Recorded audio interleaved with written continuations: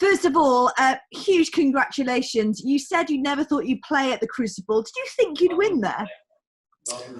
As I say, as you just said, no, I never ever thought I'd get to play there, and never thought it was good enough. And somehow I've managed to qualify, and somehow I've managed to probably play one of the best matches I ever have in my life against somebody who's probably played, very similarly, one of the best matches of his life.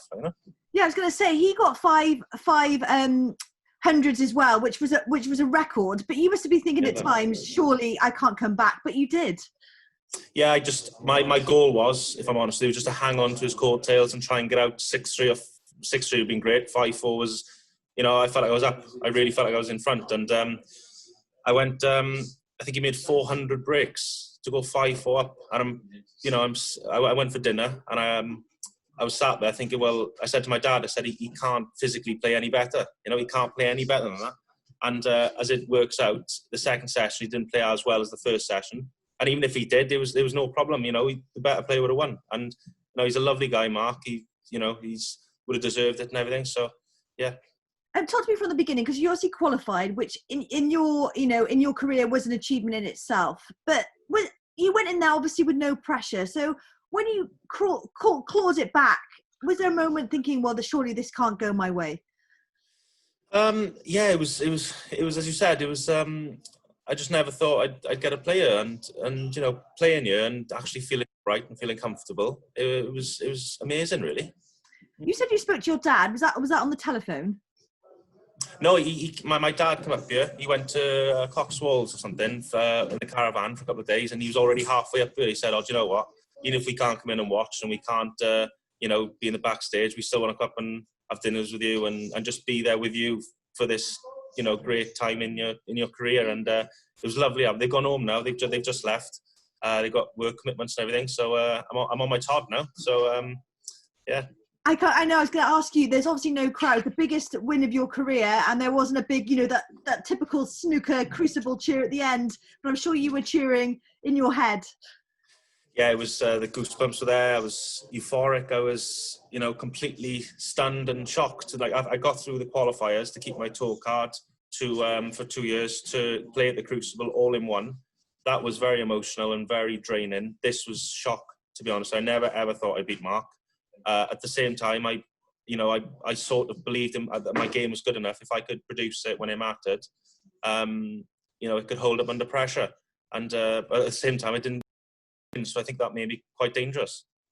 I was going to ask you about that because, we hear about, the top players like Sullivan, etc., making all this money. But for those who are lower down the rankings, it's a hard life, isn't it? And like you said, to just qualify and keep your card for 2 years, that must be very, very hard mentally to deal with.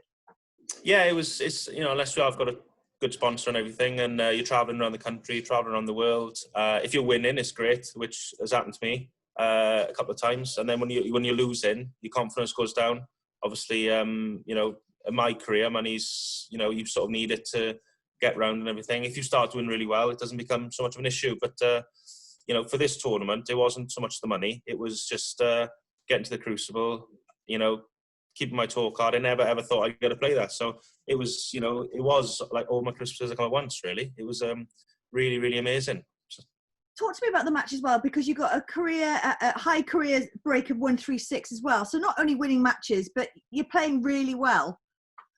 Yeah. I heard Betfred were giving £200 for the charity, and I don't normally, for some reason, I don't normally focus on hundreds. If you sort of, this just sounds a bit funny coming from me, but it was I really focused on and it just so happened that 100 break was my first frame win at the Crucible. So, put it that way, it settled me down, Yeah, and going on to the tournament now, you got your next game on Friday afternoon against another qualifier.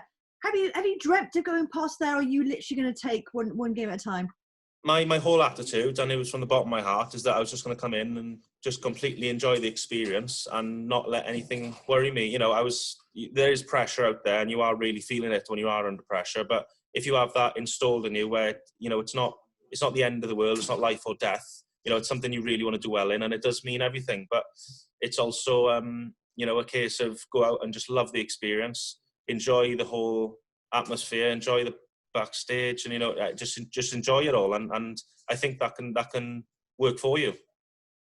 And Wales we have a habit as a country, don't we, of always kind of punching above our weight. Mark Williams did it a couple of years ago, winning.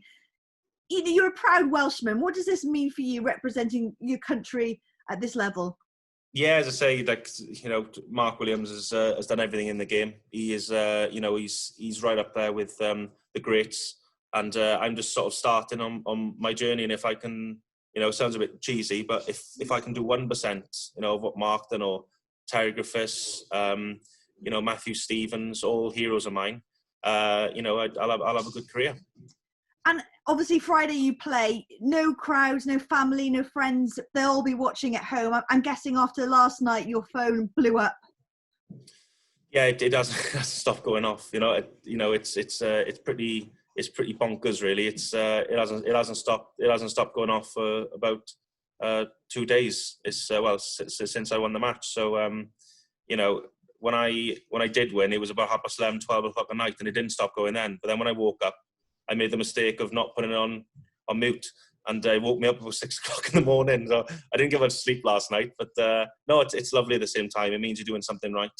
It means you're sort of succeeding in what you're doing, and it's just nice that the support's there and people mean well. A couple of last questions from me. Sport's such a great thing. Doesn't matter how high your ranked are, whether you've played in tournaments before. Players like yourself prove that you can cause shocks. Just a little note for maybe girls and boys out there practicing their snooker and dreaming to achieve to play at the Crucible like you. Well, if it was my advice, from my point of view, I tried to get turned professional when I was 16, and I lost. It was something like 7 or 8 last round finals in 5 or 6 years, and everybody was telling me I was nuts carrying on, absolutely nuts. You're not earning much money. You're not doing what you sort of should be doing. And all of a sudden, 1 year, I managed to get over the line and win 4-3 to turn professional. And then, you can look everybody eye in and say that's why I've done it. And I would just say, work really hard, try and stay grounded, and just have a vision of what you want to do.